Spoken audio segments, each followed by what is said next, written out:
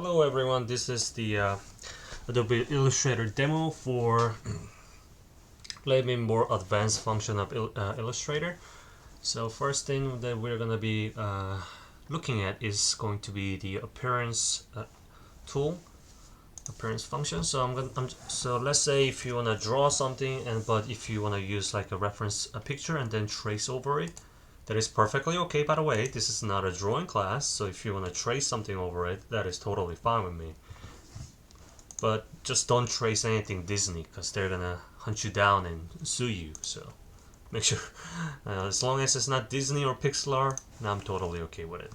So I'm just gonna copy that picture from the website. So it's just simple right click, copy image right here.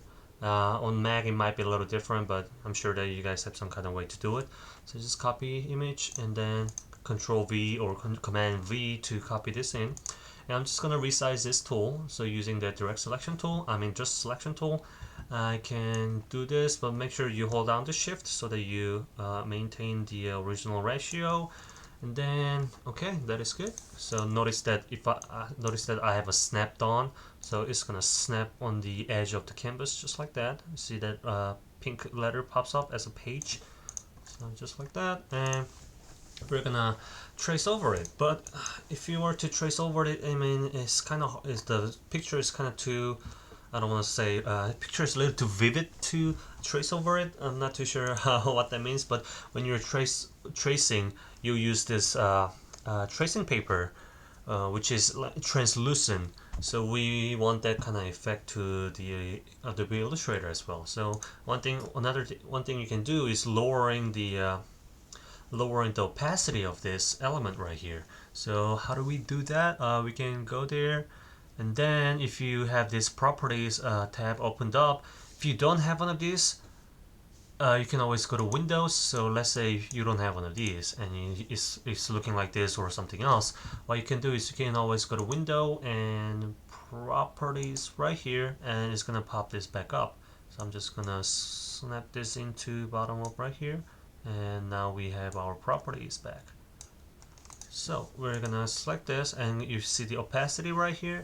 I'm gonna lower it to say 30% and hit enter. Now it's lowered to 30%.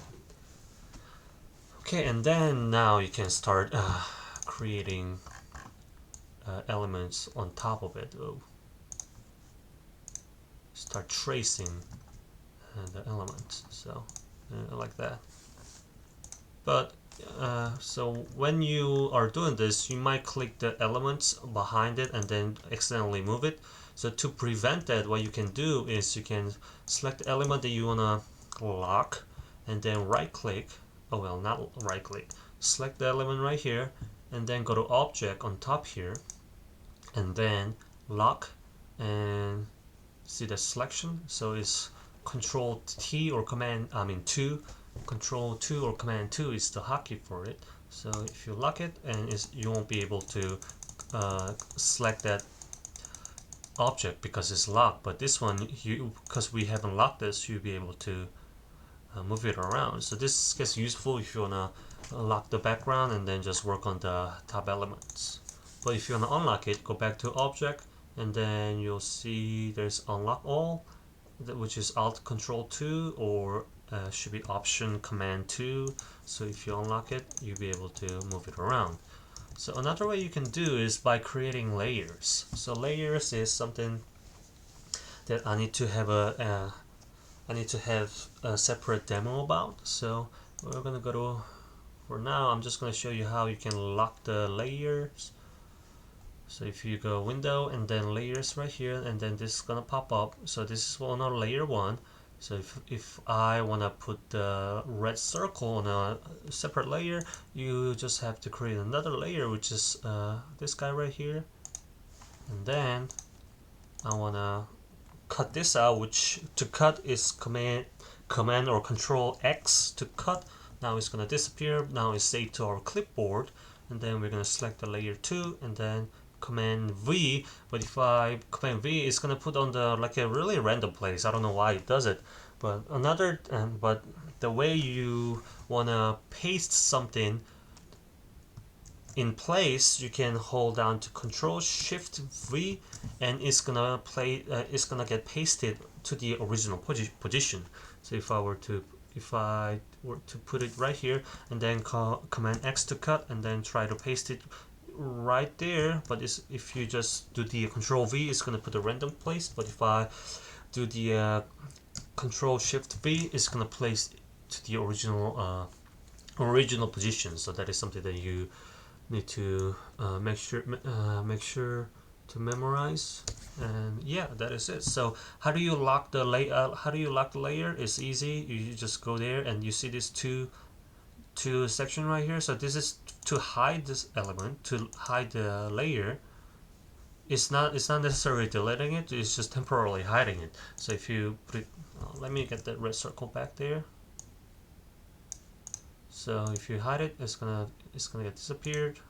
Oh well, I want to put it on the separate layer 2.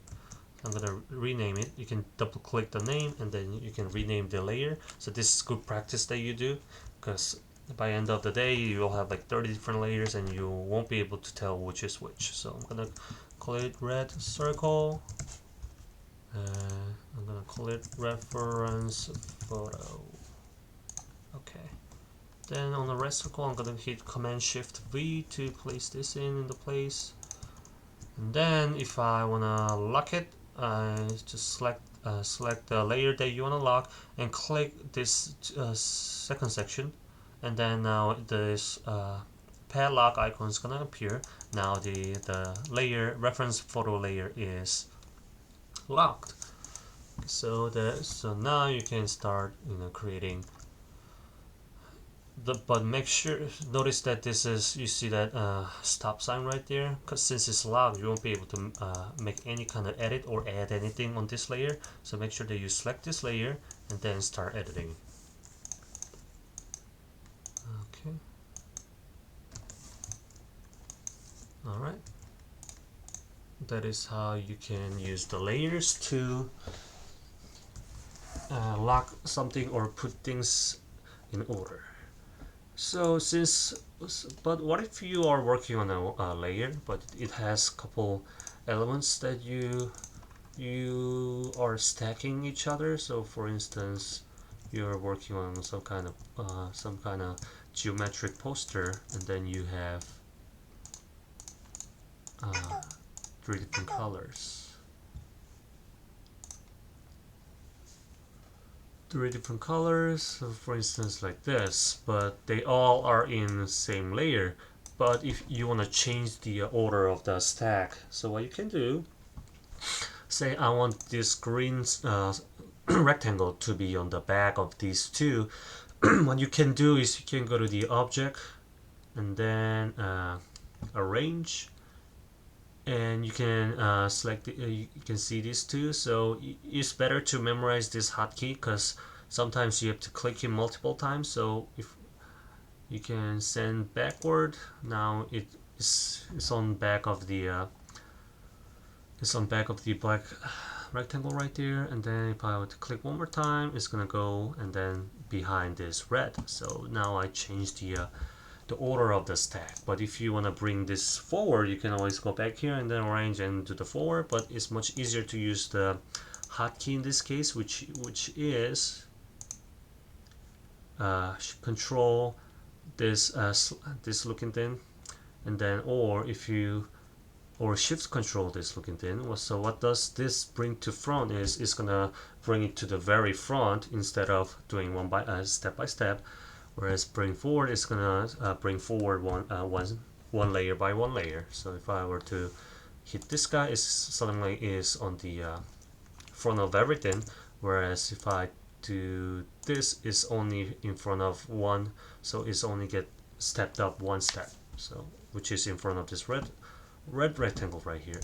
So that's how you arrange the objects within the same elements. Same layer.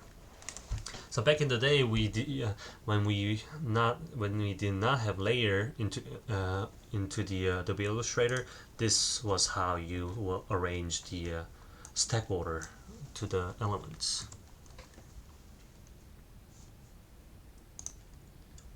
Okay, so next thing that I want to show you is the Pathfinder. So Pathfinder is really useful if you want to create something, create a shape that is quite complicated. So for instance, if I wanna, let's say I wanna make like an Apple logo looking thing. So for instance, Apple logo, I won't be able to make it perfectly. Apple logo, say, uh, say something like this. I mean, it's not quite nice, but you get the idea. Okay, but I wanna create that, cut out right here. So what? How can we do? Trying to add the path and trying to do that is going to be really difficult. So easiest way to do is using the Pathfinder. So what the Pathfinder does is I'm gonna show you what it does. I'm gonna create this circle right here, maybe a little bit smaller, and then place it right here. So what I want to do is I want to cut this green shape with this red circle right here. So what we can do is we can go to Window and Pathfinder, and it's gonna bring up this guy, and you'll have these all these options. But I think that these things that you're gonna be using a lot is going to be Unite and minus front. So in this case I'm going to use the minus front because I wanna subtract the front element, which is happens to be this guy. But if this was on the back, if I were to do the minus front, it's going to cut the red circle instead of the green circle because green is in front of the white. So I'm going to bring it forward, and then if I select these two and then hit minus front, now that red circle, we're going to use that. It's going to use that red circle, and then it's going to cut it out into the shape. But whereas if I were to put this on in front and then do the minus front, it's gonna cut into a red circle because green circle is in front of the red circle. So bring it forward. And another thing that is useful is the Unite tool. So if you click this Unite, is basically it's gonna merge these two elements. So it's gonna create into this just one element now instead of two. Okay, another thing you might use is divide. So what this tool does is it's going to divide any intersecting lines. So if I click this now, this one is divided, this one is divided, and this one is divided. And also this group now. So I'm going to go and ungroup these. So you can kind of do something crazy like this, abstract looking thing. So that is the intersect tool. So these three is going to be very useful.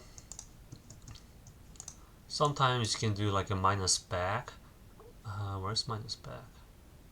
Here. You can use the minus back, and so you're just going to play around and then kind of see what it does, so that you can include this skill into your toolbox. So that's minus back, that's minus front, that's unite, and that is intersect. Believe it or not, you're gonna be using a lot of Pathfinder because that is mostly how you create a really complicated shape in Adobe Illustrator. So if you need more information about this, you can always go to Google or YouTube and search for the tutorials. But if you just know the minus front and unite, I think you can do 90% of most of the things that you want to do. So that is how you use the Pathfinder.